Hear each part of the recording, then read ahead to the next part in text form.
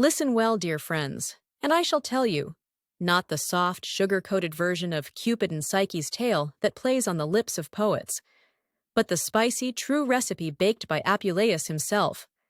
I am Melantho of Athens, a humble spinner of yarns, and I've seen many suitors swoon and many matrons clutch their pearls at this very story. So gather round, pour your honey wine, and prepare for a ride through deceit, divine tantrums, and the soul's furious struggle to earn its immortality. Psyche's pretty predicament. Once, in a land famous for olives and sunburns, lived Psyche, mortal woman, knockout beauty, and unwitting celebrity. You could hardly toss an apple without hitting her marble-faced portrait on a temple wall. Mothers waved her name like an incantation. May your daughters look like Psyche! Meanwhile, poor old Venus, goddess of beauty and Psyche's put-upon next-door neighbor, fumed. Should one mortal outshine me? She huffed, polishing her mirror until it shone like a polished oyster shell. Venus summoned her winged son, Cupid, who is best known for pricking would-be lovers with arrows, and occasionally his own heel, and ordered him, "Mess this girl up. Pierce her heart with the most hideous creature on earth." Cupid, ever the trickster, squinted at Psyche's face, so radiant it could blind a satyr, and pricked himself instead. Typical boy, really. The mysterious mansion, Psyche's parents, terrified that their prized daughter would cause a divine traffic jam, consulted an oracle. "Send her to a lonely hill," the Pythia decreed, "where a beast awaits who shall be her doom or delight." Off she went, dressed in her finest robes, mind you, only to find an invisible wind spirit whisking her off to a palace. Marble columns, golden ceilings, servants fluttering like moths around lamps. Psyche gaped. "All this for me? Well, someone's buttering me up." That very night, a voice slithered through the dark. "My dear wife, fear not. Your husband is invisible." Psyche, startled, replied, "Invisible husband? Most considerate of you." Thus began their nightly flirtations. Cuddles sans face, sweet whispers sans sight. But Psyche's curiosity, that old cat, gnawed at her. "If I can just peek." And peek she did, by candlelight, only to discover a handsome youth, not the beast she expected.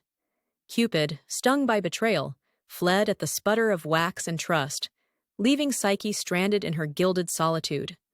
Trials by goddess, and other unpleasantness upon learning of her son's defeat, Venus threw a tantrum worthy of its own tragedy.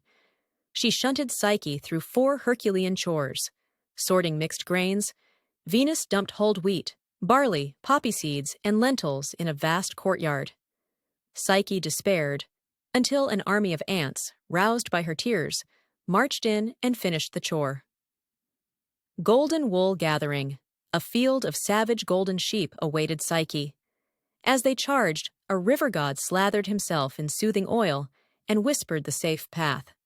Psyche returned with fleece enough for a goddess's bridal gown. Fetching sacred water, from a cliff-top spring guarded by snatching dragons, Psyche lowered herself on an eagle's back, yes, a friendly eagle, and filled her vial. Descent into the underworld, the cruelest task of all, requiring a trip to Pluto's realm to fetch a box of Proserpine's beauty cream. I suspect Venus wanted that as a gift for herself. Psyche did as told, though warned not to open the box.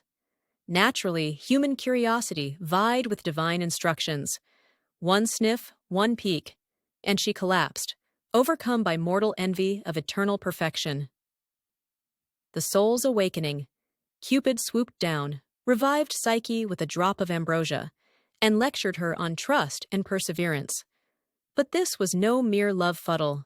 It was an allegory.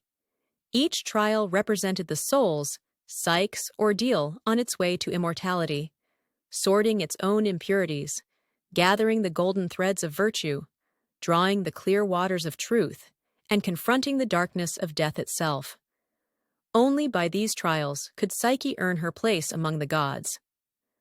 Moved by her resilience, Jupiter himself, the ultimate cosmic boss, decreed Psyche immortal. She drank ambrosia, sprouted a few wings, rather fetching, I must say, and joined Cupid on Olympus. Their union wasn't just a happily ever after, but the culmination of the soul's painful ascent to divine light. Lessons from the goddess side. So, dear friends, the next time you hear Cupid's gentle twang, remember, love is no idle dalliance, but a gauntlet of trust, courage, and transformation. And if ever you feel abandoned by your invisible beloved, fear not. Sometimes you must prove yourself worthy of heaven's own nectar. Now go forth with laughter in your hearts and a healthy respect for those pesky, unsolicited tasks the gods might send your way. And if you meet that impish winged boy, mind your arrows. You never know whose heel you'll prick next.